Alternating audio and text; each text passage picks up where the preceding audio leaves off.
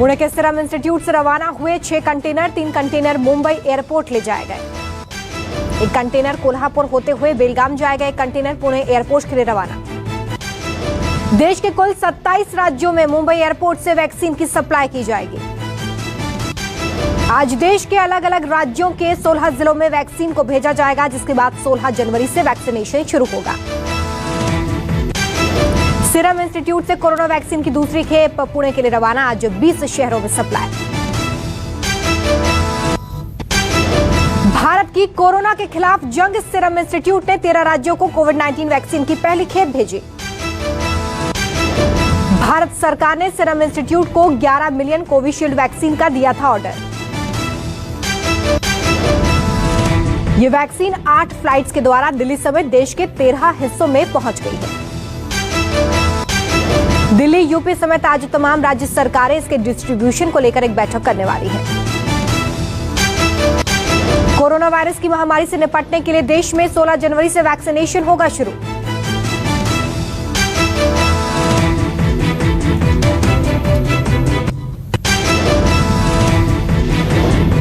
दिल्ली पहुंची Covishield vaccination का container कड़ी सुरक्षा के बीच Rajiv Gandhi super speciality hospital ले जाया गया। दिल्ली में 3 लेयर सुरक्षा के बीच स्टोर है वैक्सीन, 16 को खास वैन में पहुंचेगी वैक्सीनेशन साइट। दिल्ली में वैक्सीनेशन की तैयारियों का जायजा खुद सीएम केजरीवाल लेंगे। दिल्ली में 79 वैक्सीनेशन साइट्स बनाए गए हैं। कोरोना की वैक्सीन को लेकर भारत बायोटेक का ब्राजील से करार हुआ। करार के बाद कोवैक्सीन अब ब्राजील जाएगी। ब्राजील की एक कंपनी ने हाल ही में हैदराबाद स्थित भारत बायोटेक के ऑफिस का दौरा किया था। देश में कोरोना की रफ्तार में आई कमी, 24 घंटे में 12,584 नए मामलों की पुष्टि, 167 लोगों की जान गई। दिल्ली में कोरोना पर ब्रेक जारी, 24 घंटे में सामने आए 386 नए मामले, 16 की मौत, 6,30,000 के पार मरीजों की संख्या। महाराष्ट्र में कोरोना के 24 घंटे में 2,936 मामलों की पुष्टि, 50 लोगों की मौत, 19,74,000 के करीब मरीजों का आंकड़ा। गुजरात में कोरोना के एक दिन में 602 नए केस, 3 की मौत, कुल मरीजों की संख्या 2,53,000 के पार। कर्नाटक में कोरोना पर लगा ब्रेक, 24 घंटे में कोरोना के 715 नए मामले, 5 लोगों की मौत।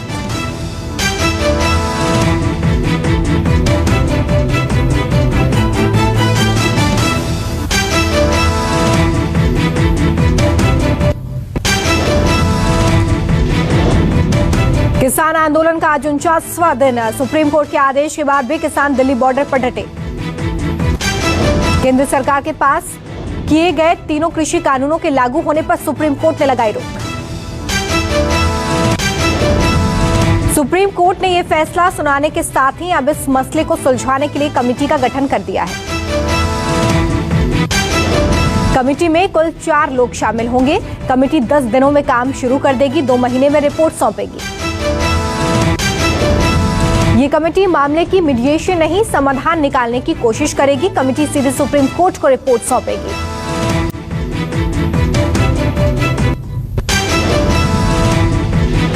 कमेटी में भारतीय किसान यूनियन के भूपेंद्र सिंह, शेतकारी संगठन के अनिल घनवंत, कृषि अर्थशास्त्री अशोक गुलाटी और प्रमोद जोशी शामिल हैं।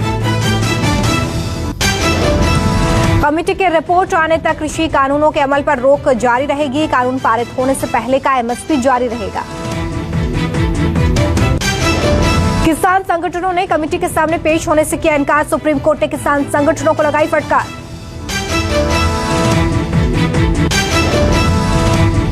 किसान सिंघू बॉर्डर पर ही लोहड़ी मनाएंगे। किसान संगठन लोहड़ी पर कृषि कानूनों की प्रतियां जलाएंगे। किसान संगठन टिकरी बॉर्डर पर शाम 5 बजे करेंगे अहम बैठक, बनेगी आगे की रणनीति। देश भर के किसानों को बुलावा। आज जंतर मंतर पर कांग्रेस मनाएगी लोहड़ी। लोहड़ी में तीनों कृषि कानून की कॉपियां जलाई। सुप्रीम कोर्ट ने 26 जनवरी की किसानों से अपील, गणतंत्र दिवस के मौके पर प्रदर्शनकारी किसान प्रस्तावित ट्रैक्टर रैली नहीं निकाले। कर्नाटक में बीएस येदियुरप्पा की अगुवाई वाली बीजेपी सरकार में कैबिनेट का आज होगा विस्तार। शपथ ग्रहण समारोह में 7 से 8 नए मंत्री पद और गोपनीयता की शपथ ले सकते हैं। कोरोना की वजह से सादा होगा शपथ ग्रहण समारोह। येदियुरप्पा ने मंत्रियों का नाम किया फाइनल। देर रात को मंत्रियों के नाम राजभवन को सौंपे गए।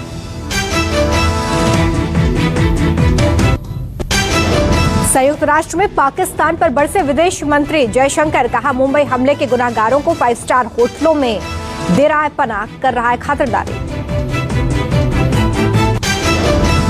भारत ने आतंकवाद को उचित ठहराने और उसका महिमा मंडन करने की इजाजत नहीं देने की वकालत की।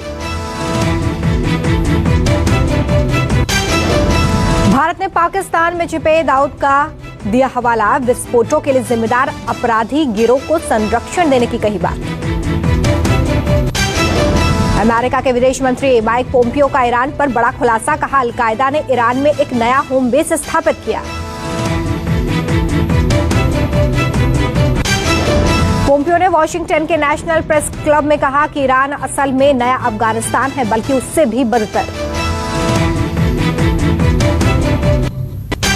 अमेरिकी संसद भवन कैपिटल बिल्डिंग पर पिछले सप्ताह हुए हिंसक हमले के मद्देनजर ट्रंप के खिलाफ महाभियोग पर आज मतदान। डेमोक्रेटिक नेताओं के नियंत्रण वाली अमेरिकी प्रतिनिधि सभा में महाभियोग का प्रस्ताव तैयार किया गया। प्रतिनिधि सभा के 211 सदस्यों ने सह प्रायोजित किया। इसे सोमवार को पेश किया गया था। सदन में बहुमत के नेता स्टेनी होयर ने पार्टी सहकर्मियों के साथ कॉन्फ्रेंस कॉल के दौरान कहा कि महाभियोग मतदान होगा। महाभियोग के बाद राजधानी वॉशिंगटन में आपातकाल का ऐलान कर दिया गया है। 20 जनवरी को जो बाइडेन लेंगे शपथ। गिरते तापमान के बीच मौसम विभाग का ऑरेंज अलर्ट। उत्तर के मैदानी क्षेत्रों में अगले 4 दिनों तक शीतलहर की आशंका। तमिलनाडु और पुडुचेरी में भारी बारिश की आशंका। मौसम विभाग ने जारी किया अलर्ट। उत्तर पश्चिम भारत के ज्यादातर हिस्सों में अगले 4 से 5 दिनों के दौरान न्यूनतम तापमान सामान्य से नीचे रहने की संभावना। मौसम विभाग ने 13 से 16 जनवरी के बीच पंजाब, हरियाणा, उत्तर प्रदेश के लिए ऑरेंज अलर्ट जारी कर दिया है। जम्मू कश्मीर में जारी भारी बर्फबारी पहुंचा राजौरी जिलों को कश्मीर से जोड़ने वाली ऐतिहासिक मुगल रोड अब भी बंद। जम्मू कश्मीर राष्ट्रीय राजमार्ग पर ट्रैफिक एक बार फिर से रुका। रामबन में केला मोड़ के पास नेशनल हाईवे पर बने पुल का हिस्सा गिरा। देश में आज मनाया जा रहा है लोहड़ी का त्योहार। कल मनाई जाएगी मकर संक्रांति। जम्मू में तैनात सीआरपीएफ के जवान और ऑफिसर ने एक दिन पहले धूमधाम से मनाया लोहड़ी का त्योहार। लोहड़ी का पर्व मना रहे जवानों का कहना है कि बेशक हम अपने घरों से दूर हैं, लेकिन हम इसी गर्मजोशी के साथ हर त्योहार मनाते हैं। यूपी के नोएडा में पुलिस बदमाशों के बीच मुठभेड़। पुलिस ने 3 अपराधियों को किया गिरफ्तार। मुठभेड़ के दौरान 2 बदमाश घायल। पुलिस ने मोबाइल फोन, स्कूटी, तमंचा, कारतूस किया बरामद।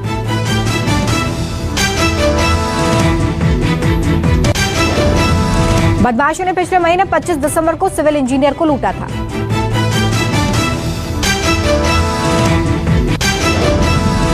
मध्य प्रदेश के भिंड में कार सवार बदमाशों ने युवक को मारी गोली। घायल युवक अस्पताल में इलाज जारी। बदमाशों की गोली से घायल युवक गंभीर हालत में है और इसे ग्वालियर रेफर किया गया है।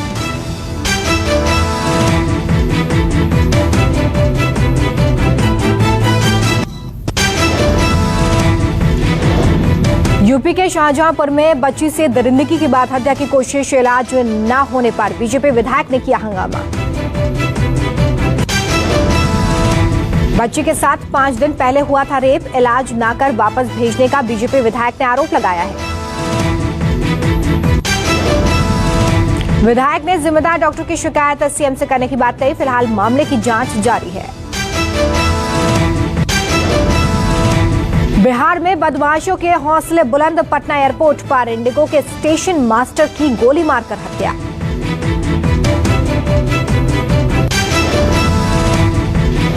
रुपेश कुमार को उनके अपार्टमेंट के सामने पहले से घात लगाए बैठे बदमाशों ने मारी गोली। शास्त्री नगर इलाके की घटना।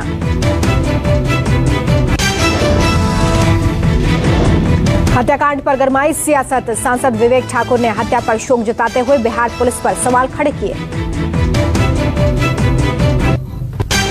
राजस्थान के डूंगरपुर में बीटीपी विधायक ने डॉक्टर को मारा थप्पड़। वीडियो हो रहा है वायरल। पुलिस ने मामला दर्ज किया।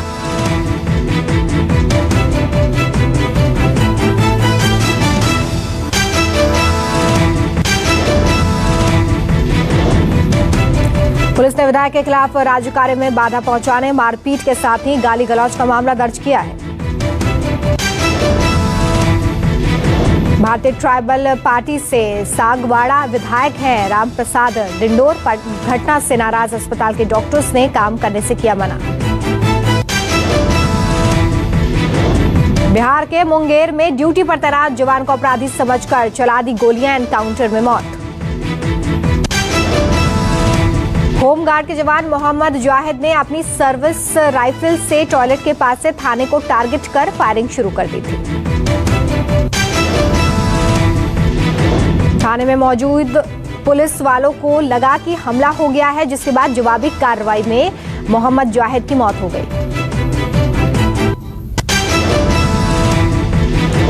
यूपी के आगरा से सामने आया सिरफिरे आशिक का मामला। गर्लफ्रेंड को मोबाइल देने के चक्कर में कर दी दोस्त की हत्या।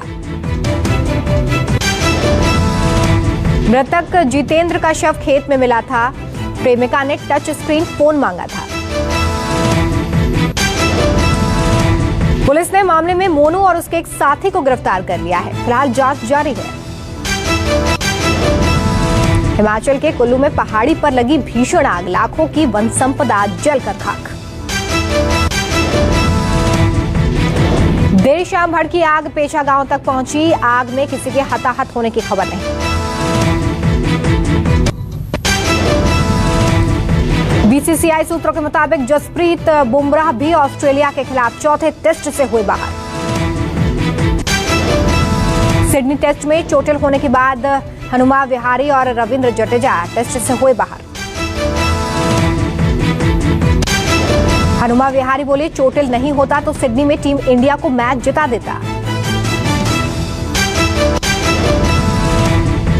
सिडनी टेस्ट में 3 कैच छोड़ने वाले टिम पेन ने कहा कि मुझे अपनी विकेट कीपिंग पर गर्व। बीजेपी सांसद बाबुल सुप्रियो ने सिडनी टेस्ट ड्रॉ होने पर हनुमा विहारी को बताया क्रिकेट का हत्यारा। आरबीआई ने रद्द किया वसंतदाता नगरी सहकारी बैंक का लाइसेंस। कई खाता धारकों के पैसे फंसे। आरबीआई गवर्नर शक्तिकांत दास ने कही बड़ी बात। सितंबर 2021 तक बैंकों का एनपीए हो सकता है 13% से ज्यादा। बिटकॉइन में बड़ी गिरावट से निवेशकों की बढ़ी चिंता। 2 दिन में 21% तक लुढ़का। अब कलबुर्गी से 1 घंटे में पहुंच सकते हैं तिरुपति बालाजी मंदिर। शुरू हुई नई फ्लाइट सेवा।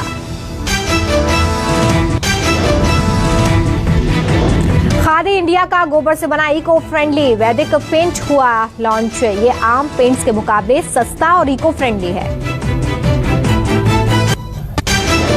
बीएसएनएल ग्राहकों के लिए बड़ी खुशखबरी। फ्री में मिल रहा है सिम कार्ड। 16 जनवरी तक मौका। लावा के 3 नए स्मार्टफोन की सेल। सिर्फ 6,999 रुपए शुरुआती कीमत में पाएं दमदार बैटरी। 8 GB रैम और दमदार बैटरी के साथ भारत में लॉन्च हुआ वीवो Y51A। 17,990 रुपए है कीमत। भारत में जल्द लॉन्च होगा MI 11 लाइट। BIS सर्टिफिकेशन पर हुआ लिस्ट। एंड्रॉइड 11 ऑपरेटिंग सिस्टम के साथ आने की उम्मीद।